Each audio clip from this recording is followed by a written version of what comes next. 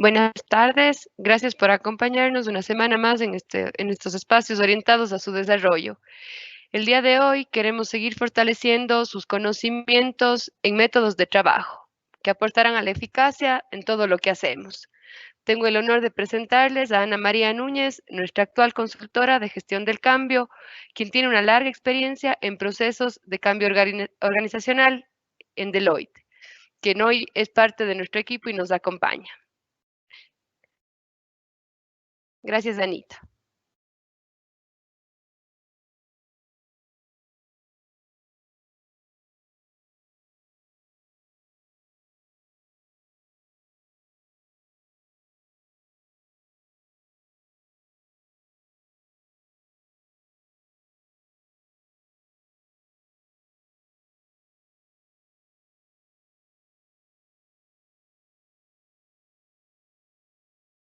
Escuchan. Ahí ya me están escuchando.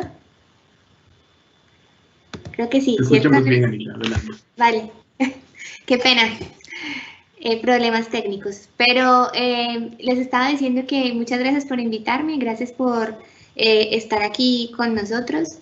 Este espacio del Club de Aprendizaje es espectacular para abrir la mente y eso es justamente lo que queremos hacer hoy con este tema del Design Thinking, un tema de pensamiento de diseño, se dice en español.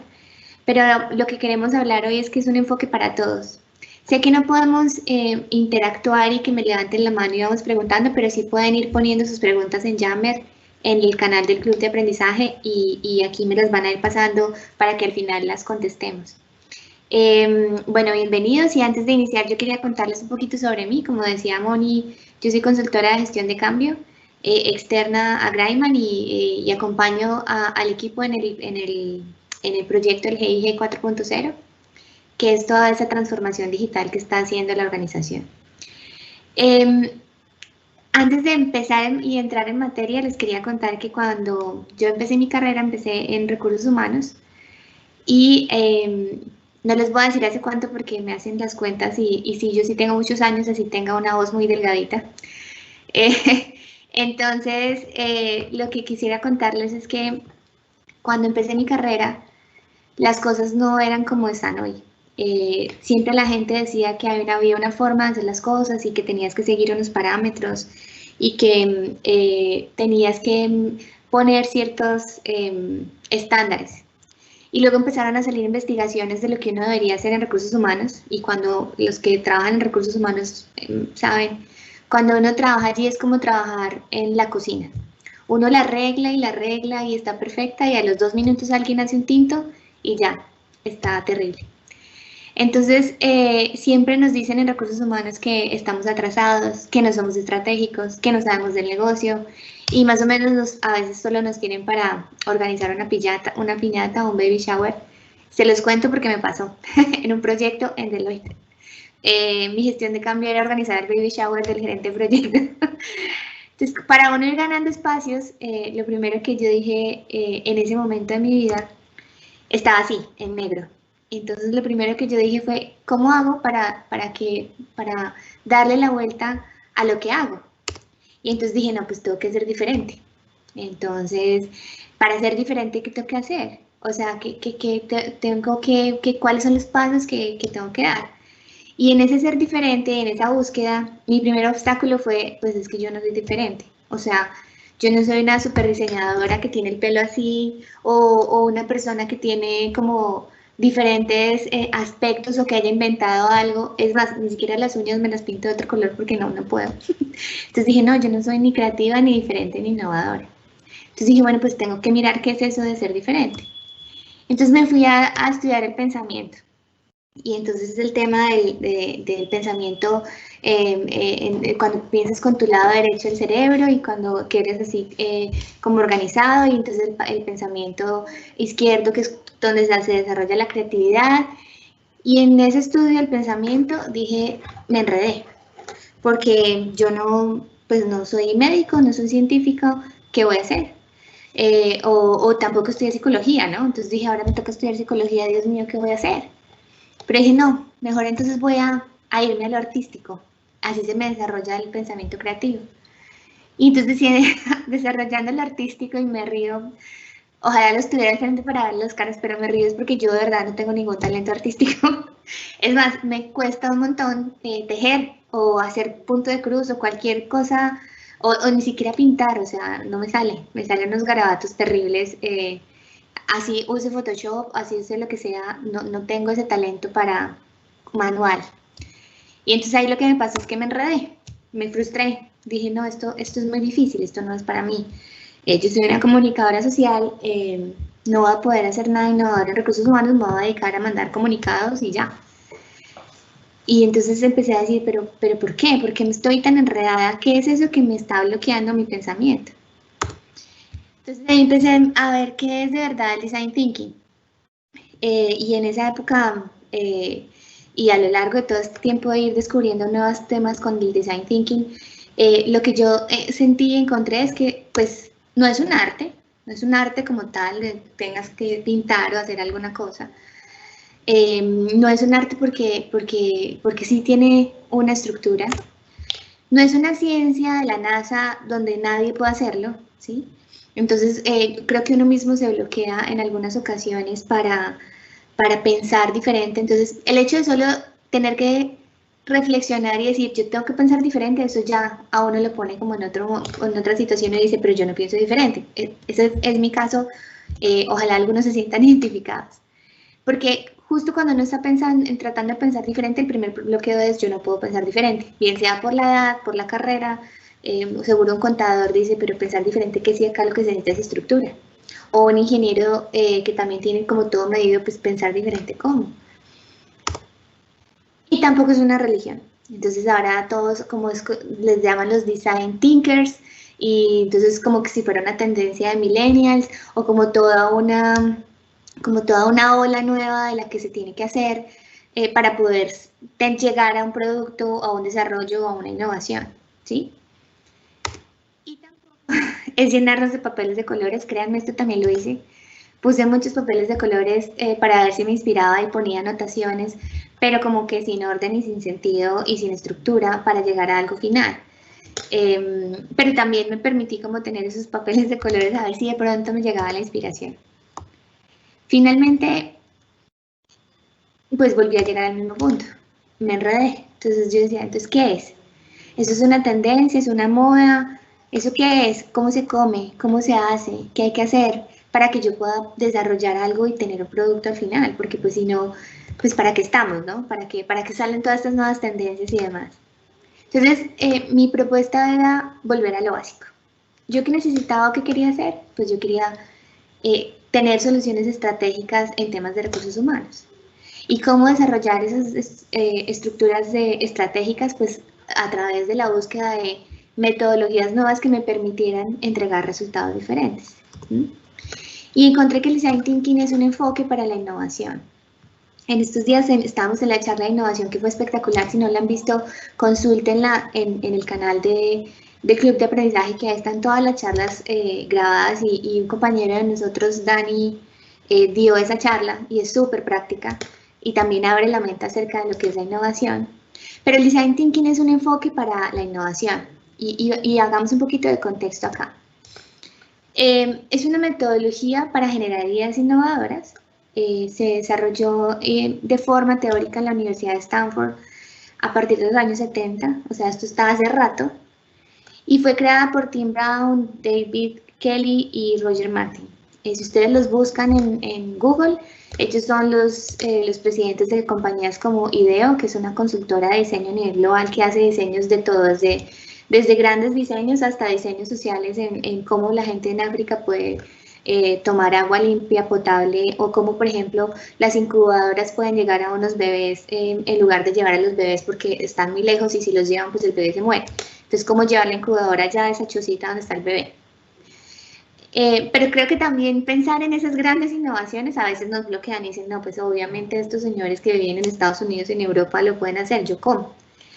Y ahí es importante entender que se basa en la forma, o sea, esta metodología se basa en la forma como trabajan los diseñadores de un producto. O sea, estos productos que nosotros vemos, esta taza, el celular, el lapicero, todo esto detrás tiene un diseño y una razón de ser, ¿sí? Y la idea es enseñarle a la gente a pensar en esos diseñadores, cómo esos diseñadores lo hacen, pero aplicado a mí, o sea, no necesito estudiar diseño para aplicar estas herramientas. Y todo eso basado en la necesidad de generar nuevas ideas y alternativas en los tiempos de cambio. Ustedes saben, cada vez cambiamos más rápido, cada vez hacemos las cosas diferente, el mundo va a millón. Entonces, como que esa necesidad de hacer cosas nuevas y trascendentes empieza a pegar un poco en la realidad del día a día. También este Design Thinking centra la eficacia en entender y en dar solución a las necesidades de las personas a través de metodologías, tecnologías. Yo puedo diseñar una experiencia nueva al cliente, por ejemplo. Entonces, cuando empezamos a pensar en el cliente final. Y al final, esto se basa en entender la cultura y el contexto de esas personas. Antes de todo, antes de generar una idea, antes de generar un prototipo, antes de pedir plata para el mercadeo y el presupuesto, se trata de la gente, de qué necesita la gente, ¿sí? Entonces, es un enfoque centrado en lo humano. A veces a mí me gusta mucho como lo dicen en lo humano porque suena también como extraterrestre de la NASA. Es centrado en las personas para abordar unos retos complejos que nosotros mismos como personas afrontamos. E inicia justo en el deseo de lo humano. O sea, ¿qué necesitan las personas? ¿Qué necesitan en su día a día? Y no que necesitan sobre cantidad de cosas, sino en lo que están haciendo, en sus rutinas, cómo podemos mejorar sus rutinas, cómo podemos mejorar lo que hacen en el día a día, ¿sí? Pero va un poco más allá porque hay que verle si es viable como negocio. O sea, si esto es viable para la gente, si esto es viable para la compañía, eso cómo es. Y también a ver si es posible hacerlo a través de alguna tecnología, algún tema. Obviamente todos sabemos que Apple, Google, Zara, que es una tienda de ropa, lo utilizan, eso salen casos en todos los periódicos, cada rato uno ve, y Google, y las oficinas de Google, y todo el mundo quisiera trabajar en Google, o en Apple, o en Amazon. Pero este tema, lo importante es que se lleven hoy es que esto se puede aplicar a cualquier campo. Desde el desarrollo de un producto o servicio hasta la mejora de un proceso o la definición de un modelo de negocio.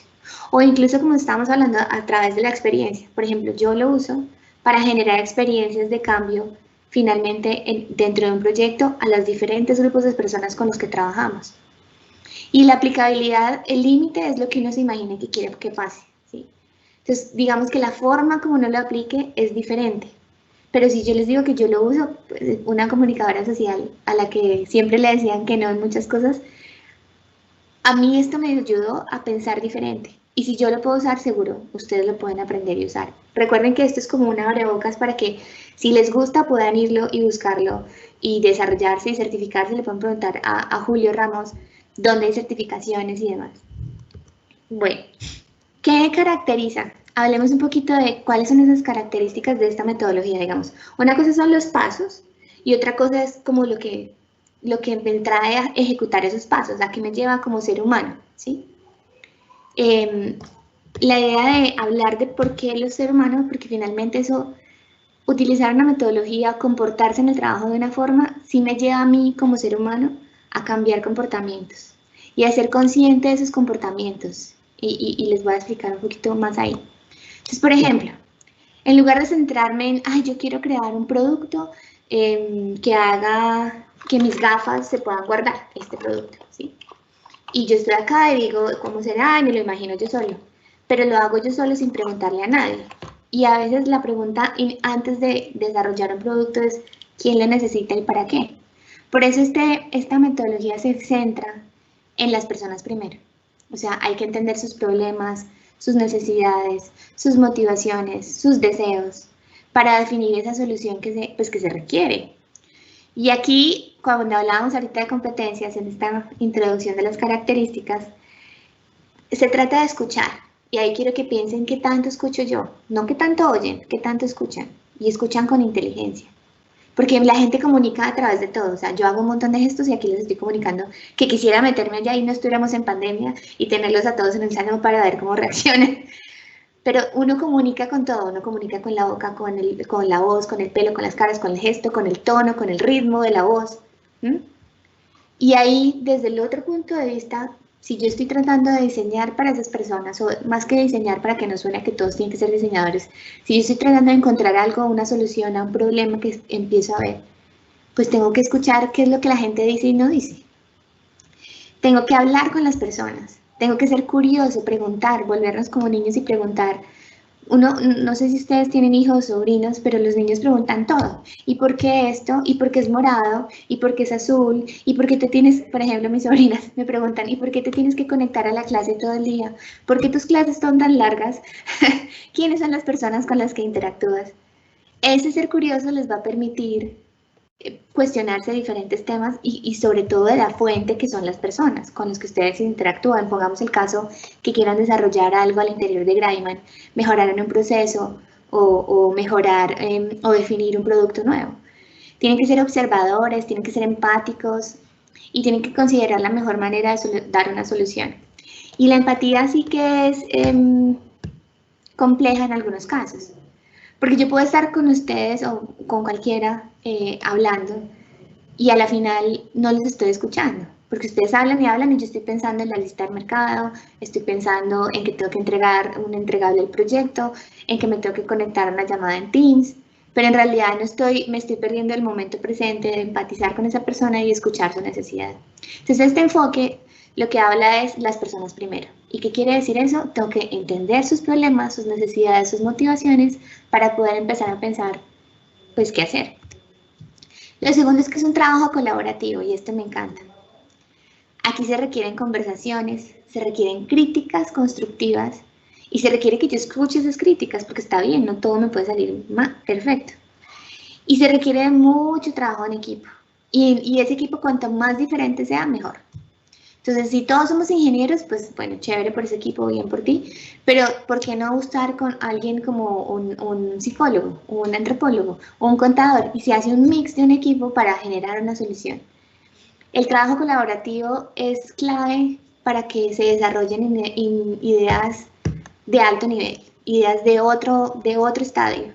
Porque cuando solo tenemos un punto de vista o que todos estamos de acuerdo en lo mismo, pues como que se vuelve monótono y aburrido y finalmente salimos con un plan de trabajo y una solución que es más o menos. También sé por qué ese trabajo tiene que ser diverso, porque queremos sumar los puntos de vista, los conocimientos, las experiencias y encontrando los beneficios para múltiples visiones y aquí les voy a dar un tip. ¿Qué pasa en ese trabajo colaborativo? Cuando yo estoy acostumbrada, por ejemplo, a trabajar solo y me ponen a trabajar en equipo con alguien. Entonces, ¿qué empieza a pasar? En algún lugar dice que el hierro se pule con el hierro y el hombre con el hombre. Nos pulimos entre nosotros en las relaciones con los seres humanos. Entonces, trabajar con otros me ayuda no solo a mi crecimiento, sino a desarrollar mi capacidad de escucha, mi capacidad de negociación, mi capacidad de ceder. Y el tip que les iba a dar es que cuando yo tengo una idea y la pongo sobre la mesa, por favor, entiendan esto, la idea ya no es de ustedes, o ya, en este caso ya no es mía. Si yo les doy una idea acá, ya no es mía, ya la solté, esto es del equipo, y esto es de todos, y es para construir. Y mi idea puede que en el proceso se transforme, cambie o quede igualita y yo, mejor dicho, le pegué, como dicen ustedes, en lugar de le pegué, dicen, les cayó el 20 de esa era, les dieron en el blanco, y salió genial.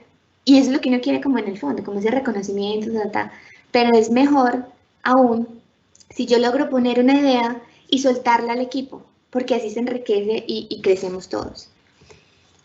También este enfoque busca experimentar y aquí la clave es pensar con las manos, no solo con la cabeza. Esto me trajo grandes desafíos a mí que no soy para nada pues diseñadora ni nada de eso. Entonces yo dije, pues lo mejor que yo puedo hacer cuando quiero desarrollar algo, pues les voy a mostrar, es algo como así, o sea, como que pues por lo menos le meto un color diferente y pinto y hago un garabato para ver si me sale algo. Y empiezo como a hacer una estructura. O si no sé mucho, pues por lo menos abro una diapositiva y empiezo a poner en PowerPoint diferentes puntos para poder unirlos, ¿sí? Como para ir ejercitando. Los prototipos o visualizar lo que nosotros queremos tener cuando ya tenemos una idea es como que nos ayudan a que la idea se compre más rápido, a que yo la pueda expresar más rápido, por eso es importante experimentar. Y eso crea un espacio real para que uno pueda probar algo. Y también tenemos que, cuando decimos experimentar, y por eso me gusta tanto esa palabra, el experimento no tiene que estar perfecto. O sea, aquí se vale fallar, se vale aprender de los errores, porque todos esos errores me llevan a ideas nuevas. Y como decía alguien por ahí, bueno, alguien no, famoso, que de todo esto, de las 10.000 errores, encontré, no son 10.000 errores, encontré 10.000 formas de no hacer lo que yo quería hacer. Entonces la experimentación es válida cuando uno está, ese comportamiento en el design thinking, porque cuando quiero aprender esta metodología que ya vamos a ver los pasos, tengo que ponerme en ese modo de experimento, no modo perfección, modo experimento de aprender.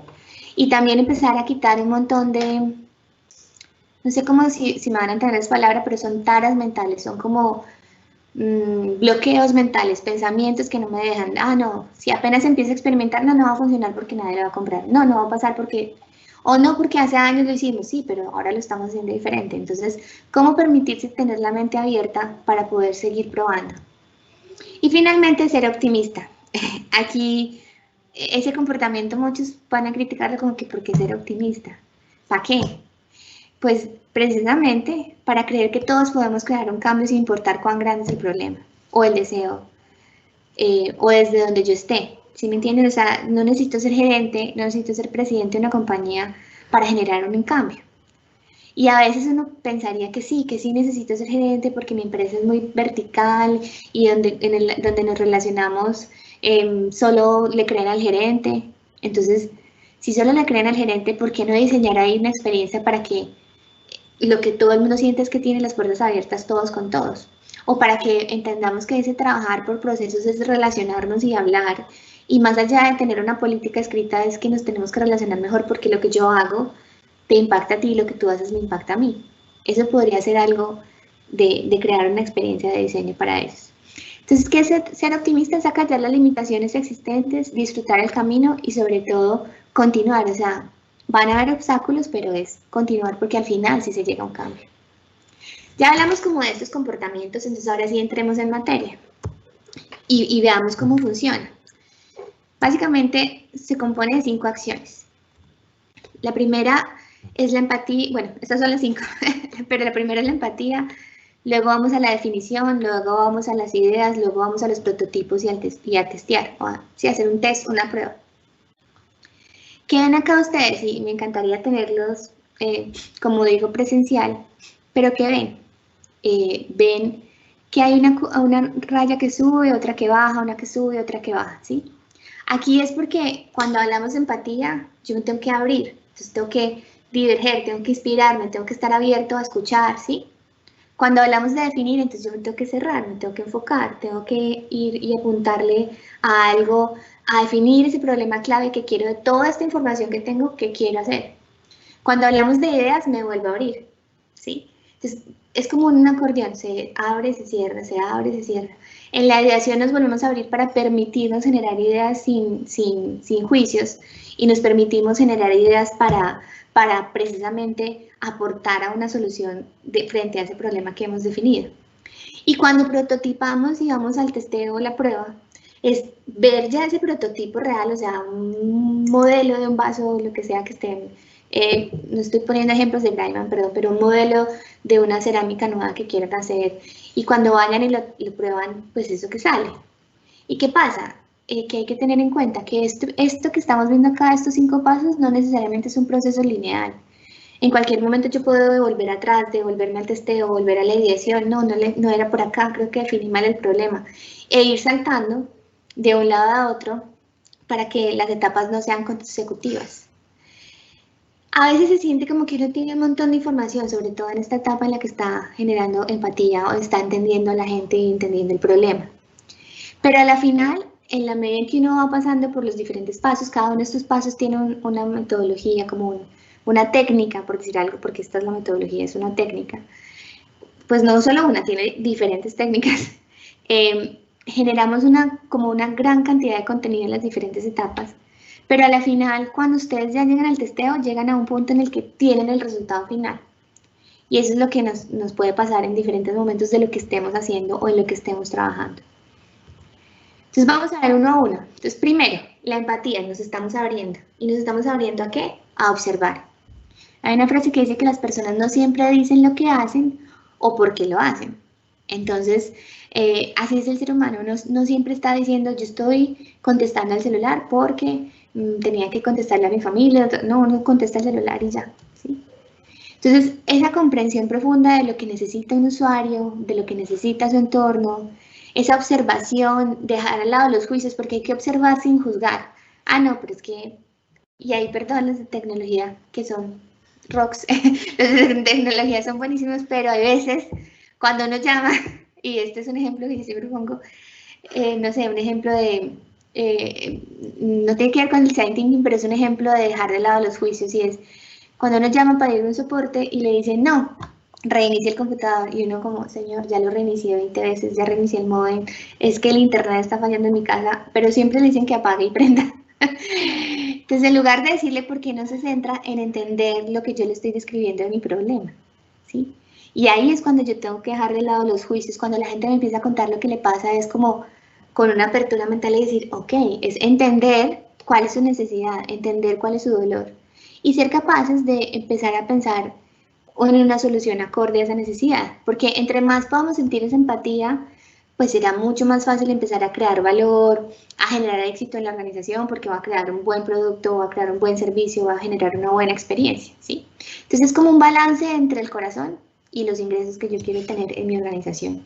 Y finalmente esa empatía es eso, es tratar de entender, es observar, es tener la capacidad de observar como niños para poder solo documentar y entender, ¿sí? Si nos vamos al paso 2, entonces nos vamos a cerrar, nos vamos a enfocar. Tenemos un montón de información del paso 1. Y hay una frase que dice que la síntesis es el arte de crear significados, buscar patrones y establecer una dirección. Entonces aquí, con todo esto que yo tengo, que me dijo el cliente o que me dijo un usuario, o que me dijeron mis compañeros que lo estaba haciendo en mi área, por ejemplo, ¿yo qué voy a hacer? Pues voy a tratar de identificar un problema para que esa solución que yo dé obtenga un resultado innovador, ¿sí? Pero tengo que identificar bien el problema. Y ahí hay métodos y técnicas para saber cómo declarar o identificar ese problema basado en la información. La clave es segmentar esa información, recopilarla, definir qué es lo que aporta valor y qué puede uno alcanzar con todo esto que recopiló. Cuando yo identifique esos temas clave y ponga las ideas sobre el papel, ahí es como que puedo definir cuál es el problema. Y por eso es que ustedes pueden ver muchos post-it o colores, porque cuando la gente está haciendo estos talleres o en estas actividades, tratan de visualizar el problema, tratan de contar una historia. Hay una técnica que se llama el storytelling, que es contar una historia. Y si yo puedo traducir eso en una historia, o si yo puedo traducir eso en un mapa mental, o si yo puedo traducir eso en algo visual, que me diga, este es el problema. Y con base en eso, ya me voy al siguiente paso. Entonces, ¿qué tenemos acá? Tenemos observaciones, hallazgos. Yo los interpreto y lo convierto en una perspectiva, una oportunidad, basada en lo que estoy encontrando. Aquí quiero hacer una pausa, no sé si Andrés, María Isabel, Julio, me están escuchando bien porque no quisiera confirmar si me están escuchando. ¿Aló? Clarísimo, Ani. Ah, bueno, listo, sí. Es que me da miedo que se me haya ido la internet y yo siga hablando como si nada. Entonces, el paso 3, si ya recopilé la información, ya me cerré y definí cuál es mi problema. Entonces me vuelvo a abrir y digo, pues, ¿qué ideas cómo lo puedo solucionar? Y ahí sí que venga la lluvia de ideas. Cuantas más opciones, mejor. Entonces, Sí, hay Anita. otra, gracias. Hay otro tema, es cuantas más opciones, mejor. Y es, si quieres tener buenas ideas, debes tener muchas ideas, muchas. Ahí es votar y votar y votar y votar y escribir y empezar a dar soluciones, las que sean, y empezar a dar soluciones. El objetivo es crear muchas opciones, muchas, muchas, muchas. Y la clave es pensar que a veces las ideas más raras son las que ayudan a generar soluciones visionarias. Aquí otra clave en términos de comportamiento es eliminar los juicios de valor. Creo que es una constante durante toda la aplicación de la metodología, que yo acalle como esos temores, esos pensamientos que no me dejan para poder que fluya todo esto. Acá hay técnicas como el Scamper, la lluvia de ideas que estábamos hablando ahorita. Y el Scamper es que yo pongo en un papel un pedacito de la idea y el otro la complementa y van así complementándose entre el equipo una idea que se pueda salir. Obviamente yo acá no voy a explicar las técnicas porque eso hace parte de otros cursos mucho más largos. Estamos hablando al inicio con Julia que son cursos como, no sé, pueden ser 16 horas o más, si yo me quiero estudiar más todas las técnicas. Pero aquí estamos dando como un gran recorrido para que ustedes ojalá les guste y vayan y busquen más información porque información hay en todo lado y libros también.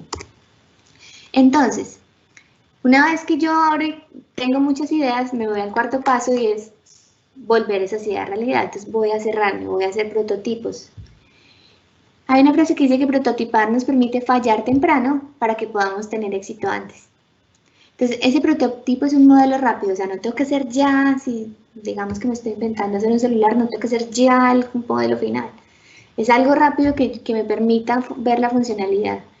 Es algo que me ayude físicamente a comunicar esa idea, a probar una experiencia, algo ya más real, para que ese prototipo que yo tengo lo vaya y lo pueda ir al siguiente paso,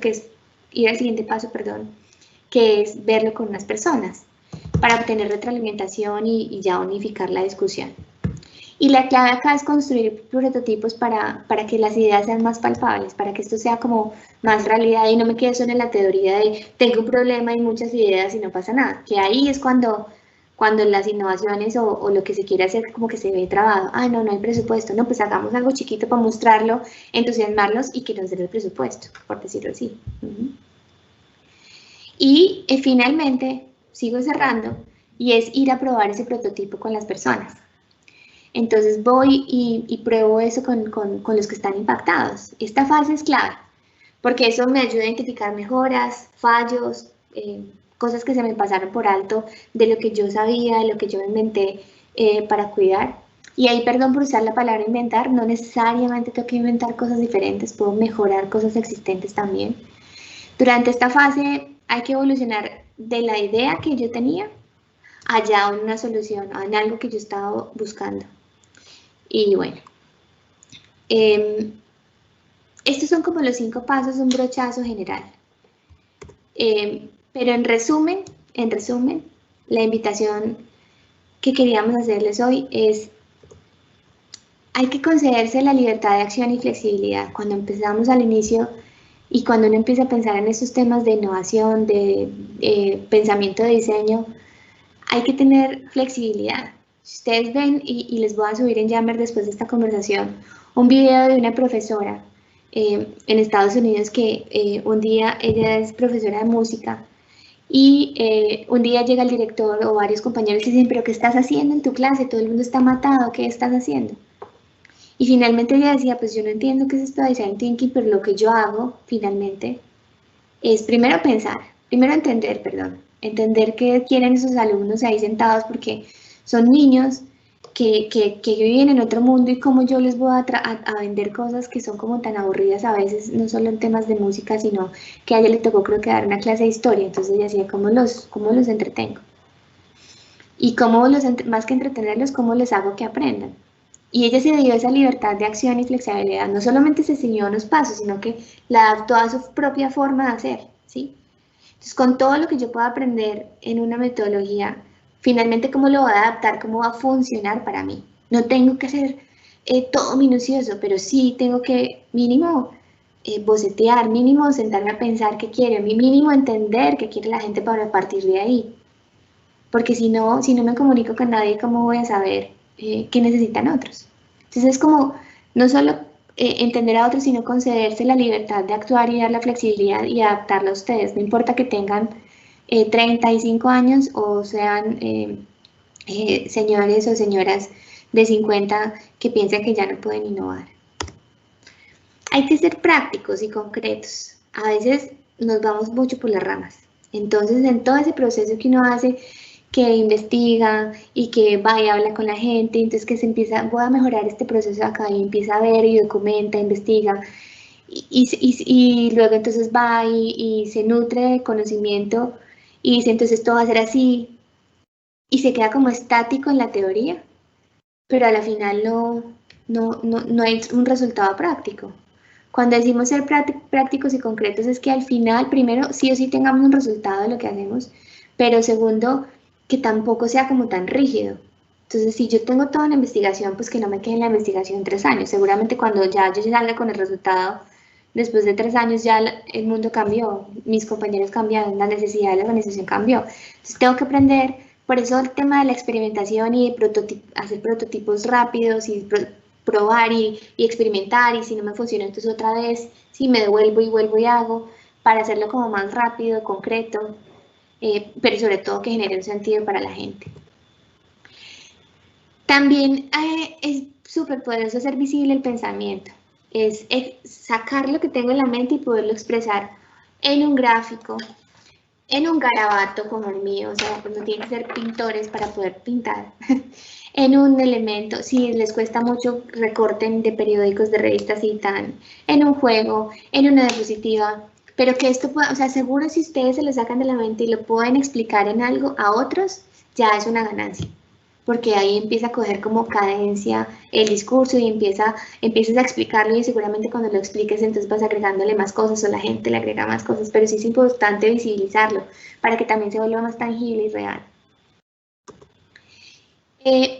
También otra recomendación es mantener la mente abierta de manera permanente. Algunos no, lo llaman el estado beta, y es básicamente la curiosidad y dejar los juicios, y la curiosidad permanente y dejar los juicios de lado. Pues esto es clave, porque si yo siempre sobre cada cosa que haga me hago un juicio, o sobre cada cosa que haga tengo un cuestionamiento que no me deja avanzar, pues no voy a poder ver una solución. Entonces, ¿cómo mantener la mente abierta? Y la mente abierta es también desde mí mismo, o sea, desde no creer que yo no puedo ser innovador, o no creer que yo no puedo aplicar una metodología para innovar, o no creer que yo no puedo aplicar una metodología para dar una mejora continua que también contribuye a la organización. O no, eso es para los diseñadores, o eso es para allá, para los que están haciendo, para los de mercadeo.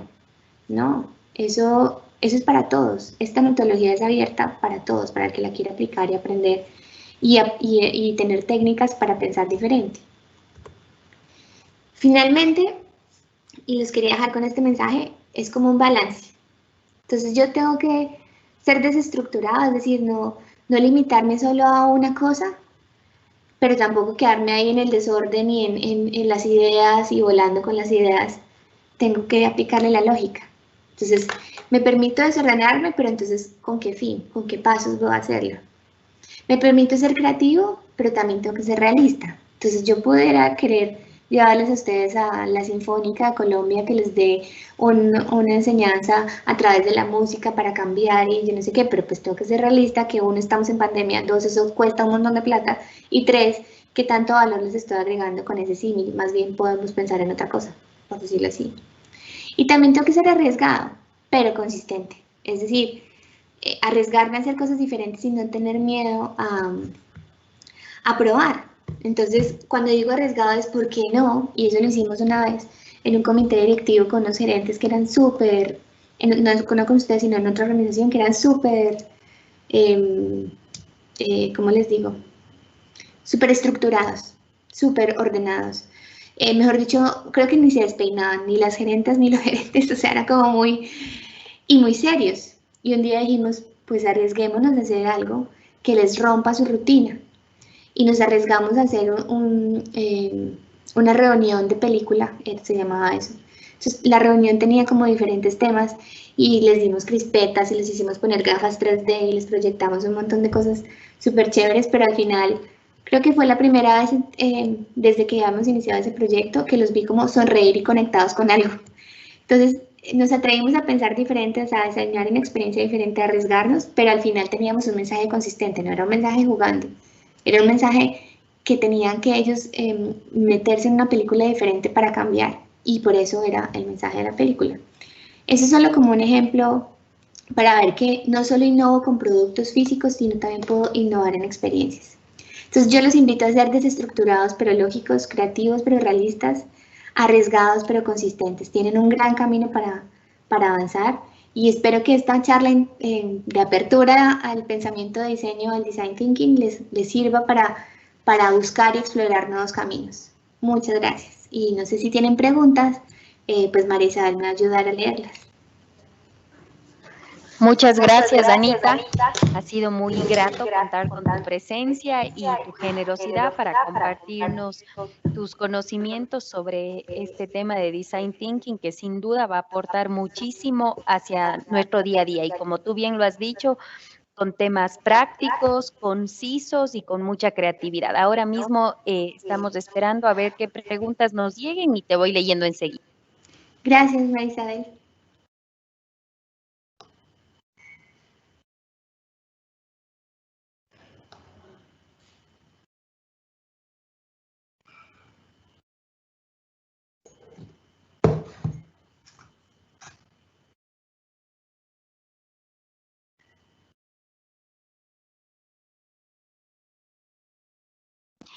Me llega una pregunta por interno y nos dice, ¿cómo utilizar el design thinking cuando en la empresa hay muchos patrones tradicionales y no se le da paso a la creatividad?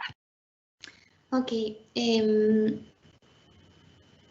digamos que habría que ver el caso, pero creo que lo primero que habría que quitarse de la venda es justo lo que pones en la pregunta. No se le da, en la empresa hay muchos patrones y no se le da paso a la creatividad. ¿Por qué no darle la vuelta y empezar a pensar cómo es la organización? ¿Cómo son mis jefes? ¿Cómo se comunican ellos y cómo entienden ellos? ¿Y cómo debería yo presentarlo para empezar a buscar ese espacio para la creatividad? ¿Sí? A lo mejor tengo un jefe que le gusta que yo le comunique de una manera con números y yo voy y le muestro un gráfico, pues el señor no se va a conectar nunca. O si el señor es más visual y yo solo le traigo una diapositiva con mucho texto, pues tampoco se va a conectar nunca. Entonces es importante, y acuérdense, las personas primero, entender mi interlocutor, entender con quién estoy para poder presentar y generar. Creo que lo primero es que nosotros mismos nos quitemos esa barrera de es que no se puede porque la empresa no se puede. Pero mi contrapregunta sería, ¿quién es la empresa? La empresa somos nosotros, los colaboradores. Y si de a uno en uno vamos cambiando cosas pequeñas, finalmente la cultura se transforma y finalmente los espacios se empiezan a abrir. Pero tengo que empezar a ser consciente de cómo me estoy comunicando, cómo estoy vendiendo mis ideas y cómo estoy planteando también soluciones viables. ¿Se acuerdan lo primero? Que sea viable, que sea tecnológicamente factible y que esté pensado en una solución, ¿sí? Porque si yo les voy a ir a vender, y esto es un ejemplo, no quiere decir que el que hizo la pregunta lo esté así, pero si yo les voy a ir a vender que hagamos un curso de cocina, bueno, no sé por qué no, pero si que hagamos un curso de cocina como parte del desarrollo de todas las personas, entonces uno dice, pues como que con qué objetivo o como para qué. Pero en cambio, si yo voy desde la necesidad de que hice una investigación y resulta que al 80% de nuestros colaboradores en su tiempo libre aman cocinar y lo ven como una motivación importante para desarrollarse en sus casas, en sus familias, seguramente la empresa por responsabilidad social y por temas de talento podría avalar que haya un curso de certificación en cocina. No sé, pero si me entienden, es muy diferente hablar desde la información, desde lo que sé, desde lo que conozco que las personas necesitan, a hablar desde, no, es que no, yo presenté y no me dejaron. Ahí nosotros mismos tenemos que empezar a cambiar esa perspectiva. Y creo que sí se puede, lo hemos logrado y lo he visto en proyectos en donde muchas organizaciones, miren, hay un paréntesis, yo estuve en una organización, incluso el logo de esa compañía era aburrido, era como un azul, con una cosa terrible, no, una cosa horrible, la actitud de la gente era como de los 80 por allá, como la gente perezosa, y entró una nueva persona, un nuevo presidente de compañía y una nueva persona de recursos humanos. Y empezaron a ver cuál era la visión estratégica que querían tener y cómo querían como despertar a la organización. Si ustedes van hoy a esa empresa y hablan con sus colaboradores, eso es, no quiero decir que la cultura se cambie fácil y no sé por qué me enfoqué en el tema de cultura, tal vez porque la pregunta lo traía, pero si ustedes van a esa empresa hoy, la organización es como estar en Google, se los aseguro. La gente ama trabajar allá. Y es una empresa que hace monómeros de plástico, o sea, unas bolitas así que es lo que generan los plásticos. Como la cosa más aburrida industria que pueda tener. O sea, porque ni siquiera sacan la coquita de plástico, no, ellos venden el insumo para que otros lo hagan, pero la gente ama trabajar allá. La gente tiene espacios para crear, la gente tiene una actitud totalmente diferente y fue porque empezamos a trabajar en temas de cultura y de actitud y de decir cómo puedo hacer las cosas diferentes. Eso es Gracias, Ana. simplemente un ejemplo. Muchas gracias, Ana. Tenemos otra pregunta y nos dicen, ¿cómo puede conectar el Design Thinking con otras metodologías? Tiene muchas y se les voy a poner en Yammer, perdón, se me olvidó un minutico.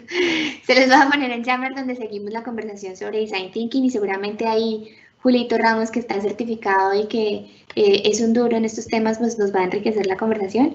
Pero este método, debajo de del empatizar, del definir, de la ideación, del prototipo y del testeo, cada uno de esos tiene muchas técnicas aplicables, técnicas como lo que hablamos ahora, la lluvia de ideas, el Scamper, las entrevistas, los grupos focales, el mapa de empatía, el Customer Journey, que es el viaje de experiencia del cliente. Hay muchas metodologías y digamos que esto no va en contravía, por ejemplo, de lo que uno haga en su trabajo o como, no sé, como por ejemplo con la metodología Scrum, que en algunas cosas se puede parecer, no en la forma de eso, pero sí es como en las soluciones que pueden presentar las personas cuando están ejecutando su trabajo.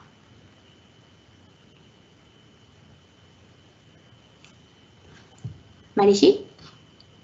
Sí, Ana, muchísimas gracias, te escuchamos, muchas gracias por tu respuesta. Ahora mismo reviso si tenemos más preguntas, ya me suele darnos unos segunditos de diferencia, pero regálame un minutito y lo verificamos.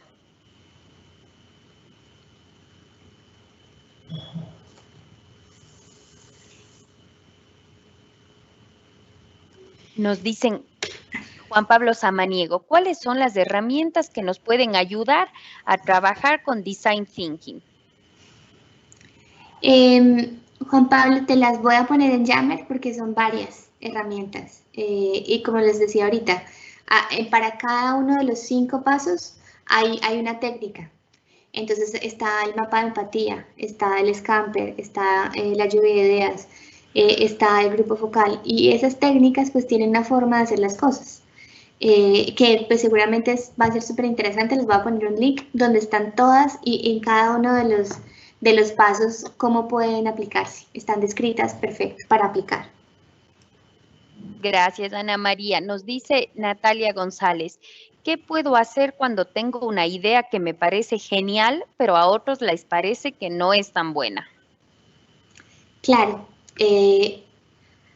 depende cómo estés trabajando, Nati, pero si la idea a otros no les parece que no es tan buena, yo indagaría un poco en el por qué. No desde el por qué, ay, ¿usted por qué no le gusta mi idea? ¿Sí? Sino más bien desde el por qué en la apertura mental de decir, ¿cómo la puedo presentar diferente para que la entiendan? Puede ser que no la han entendido, puede ser que de pronto mi idea no es tan aplicable para esta solución. Pero en la lluvia de ideas, o cuando estamos en la ideación, ninguna idea es descartable, ¿sí? Y también a veces tengo que estar preparado pues para que mi idea sea descartada, a veces no es tan buena. Pues yo no creo que haya una idea más buena que otra, creo que de pronto no está en el lugar correcto, en la solución correcta. Puede que tu idea no sea para un grupo de personas, sino para otras circunstancias.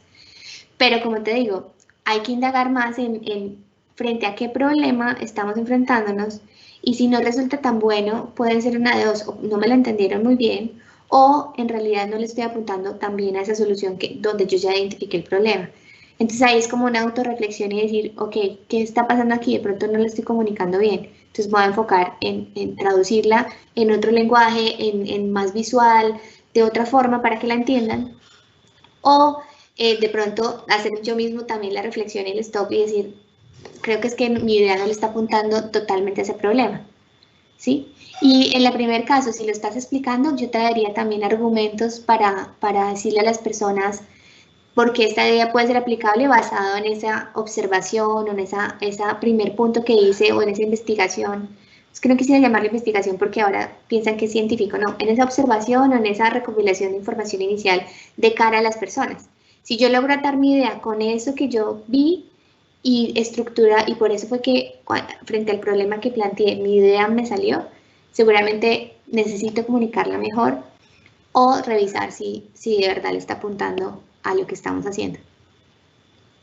Gracias, Anita, clarísimas tus respuestas. Además, Julito nos está por acá también dando una mano, ya posteando en Yammer algunos links interesantes sobre el tema y bueno, estarán muy atentos también al material que tú generosamente nos has ofrecido.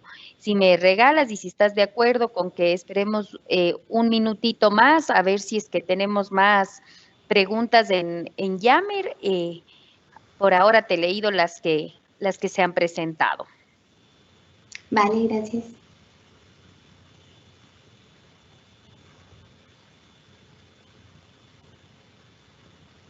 También podríamos invitar a Julio a que nos dé un mensaje final, una recomendación.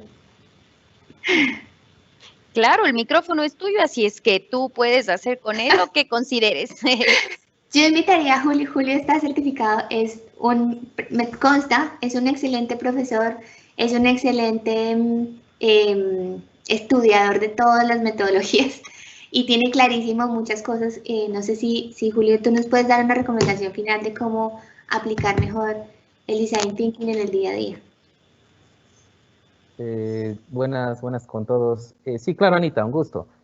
Bueno, lo importante es el tener un claro entendimiento de cómo se podrían enlazar todas estas metodologías, hablemos ágiles, como es Scrum, ya lo tenemos bien implementado, en este caso de Design Thinking, que se enfoca más en el proceso creativo para resolver problemas, ¿sí? En comprender las necesidades de los demás, y tener claro en los elementos en los cuales está enfocado el Design Thinking, que son personas, tecnología y negocios. Este es el enfoque principal de lo que es Design Thinking. Sí, entonces, como le mencionaba Anita, Design Thinking es un curso que se lanza de muchas horas, muchísimas horas. Es muy interesante el poder hacer laboratorios de ideación, de prototipado, y también conocer perfectamente, por ahí les puse un link, cómo se engancha, por ejemplo, Design Thinking con Lean y con Agile. No necesariamente Scrum, sino cualquier metodología ágil o marco de trabajo ágil. Es interesante conocer. El Design Thinking nos ayuda a construir las ideas, Lean nos ayuda a construir las cosas correctas y Agile nos ayuda a construir bien las cosas.